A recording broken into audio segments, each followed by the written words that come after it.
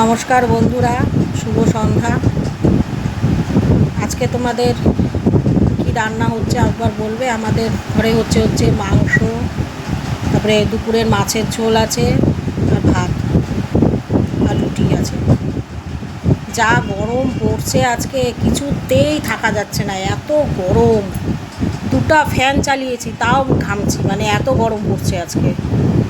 গরমে কিচ্ছু ভাল লাগতেছে না, কিছু খেতে ইচ্ছা করছে না। মাংসটা ছিল ছেলের আবদার, মা মাংস খাবো, তাই মাংস বানানো হলো। আমি তো ভাতে জল ঢেলে খাবো, এত গরম।